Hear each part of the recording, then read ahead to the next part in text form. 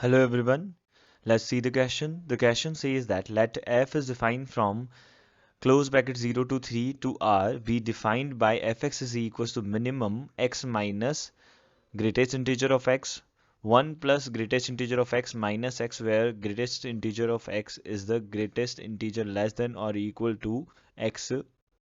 Let P denotes the set containing all x belongs to close interval 0 to 3 where f is discontinuous, and Q denotes the set containing all x belongs to open bracket 0 to 3 where f is not differentiable. Then the sum of a number of elements in P and Q is equal to, okay, हमको एक function define किया है 0 to 3 close bracket, okay, to R में defined है. कैसे defined है? F X is equal to minimum of x minus greatest integer of x and 1 plus greatest integer of x and minus x.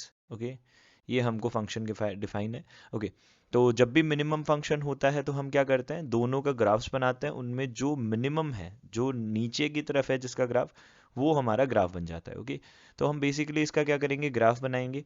तो अब हमको पता है ग्रेटेस्ट इंटीजर फंक्शन जब भी गिवन होता है तो हमको इंटरवल्स में ब्रेक करना होगा. ओके, तो हम क्या करेंगे, तीन इंटरवल्स बनाएंगे.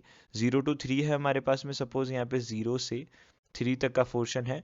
ओके, तो 0 से 3 तक का पोर्शन है तो उसको हम डिवाइड कर सकते हैं 1 2 और 3 में. ओके, क्योंकि हमको पता है यहाँ पे कि जो डेफिनेशन होती है, ओके, वो 1 पे ब्रेक होती है, 2 पे ब्रेक होती है, यानी कि हर इंटीजर पे ब्रेक होती है ग्रेटेस्ट इंटीजर के लिए. ओके, तो 0 to 1 में अगर हम बात करेंगे तो 0 to 1 में इसकी डेफिनेशन जो बनेगी इस फंक्शन की, ठीक है, उसमें ग्रेटेस्ट इंटीजर की जगह पे कितना आ जाएगा, देखो हम बोल सकते हैं यहाँ पे फॉर x बिलोंग्स टू, यहाँ पे हो जाएगा 0 क्लोज टू 1 ओपन के लिए. ठीक है, ये हमारे पास एफ एक्स की डेफिनेशन हो जाएगी मिनिमम, यहाँ से हो जाएगा x माइनस, यहाँ पे आ जाएगा 0, तो सीधा सीधा x लिख देता हूँ.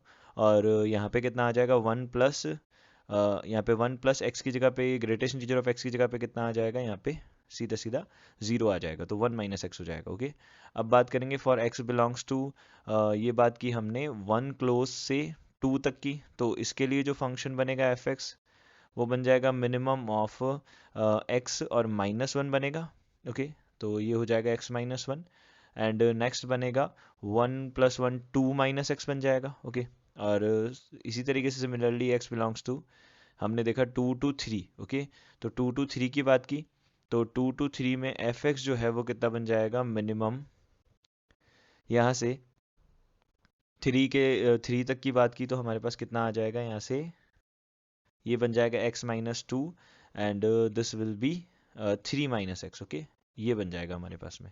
ठीक है, और अगर हमने बोला for x is equals to 3 की बात की, ठीक है, तो 3 के लिए हमारे पास जो वैल्यू है एफ एक्स जो है वो किसके इक्वल हो जाएगा, मिनिमम ऑफ, अब 3 रख दिया हमने यहाँ पे, 3 माइनस ग्रेटेस्ट इंटीजर ऑफ 3 0, और यहाँ पे 1 + 3 माइनस यहाँ से कितना हो जाएगा 3. ओके, तो 0 और 1 के में क्या है, 0 मिनिमम होता है तो 0 आ जाएगा, इसका वैल्यू 3 पे. ओके, अब हमको क्या करना है, यहाँ पे ग्राफ बनाना है. ओके, तो जब हम ग्राफ बनाएंगे तो देखो हमको क्या करना है, ये हमारे पास x एक्सेस है, ये 0 है, ये 1 हो जाएगा, सिमिलरली यहाँ पे ये 2 हो जाएगा, ये 3 पॉइंट हो जाएगा. ओके, तो 0 से 1 में y is equal to X का ग्राफ तो बनेगा ये वाला, ठीक है, और यहाँ पे 1 माइनस एक्स का ग्राफ बनेगा ये वाला. ओके, तो हम देख सकते हैं कि यहाँ पे ये जो मिडिल पॉइंट है 0.5 वाला, यानी कि 1/2 वाला, वहाँ पे क्या हो रहा है, ये मिनिमम है पहली चीज जगह तो, और फिर दूसरी जगह क्या है, ये मिनिमम है. तो हम अगर देखें तो 0 to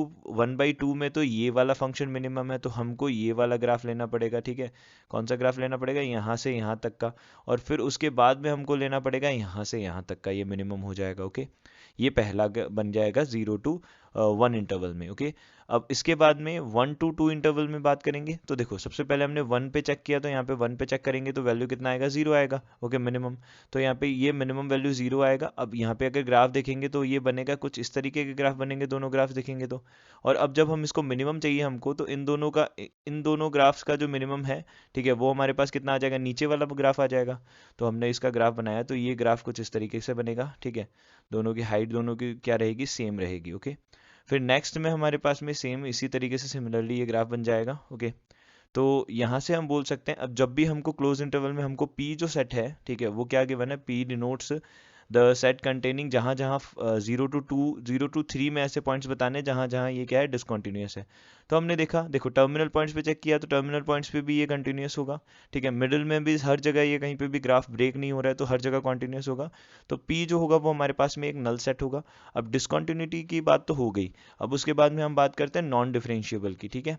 तो डिफरेंशिएबल नहीं है तो वो कहाँ कहाँ, जहाँ जहाँ शार्प कॉर्नर होते हैं वहाँ वहाँ डिफरेंशिएबल नहीं होता ग्राफ। तो एक यहाँ पे नहीं होगा, दूसरा यहाँ नहीं होगा, तीसरा यहाँ नहीं होगा, चौथा यहाँ नहीं होगा और पांचवा यहाँ नहीं होगा। ओके, तो हम बोल सकते हैं number of elements in Q set जो है वो हमारे पास क्या आ जाएगा, 5, और number of elements in P is equal to कितना आ जाएगा, 0। ओके, तो ये हमने ऐड किया तो हमारे पास जो सम ऑफ एलिमेंट्स जो है, सम ऑफ नंबर ऑफ एलिमेंट्स ये जो है हमारे पास कितना बन गया, 5 + 0 यानी कि 5 हमारा आंसर हो जाएगा। ओके, तो फाइनल आंसर जो है हमारा कितना आ जाएगा इस क्वेश्चन के लिए, 5 आंसर आ जाएगा। I hope you understood it well, good luck, thank you.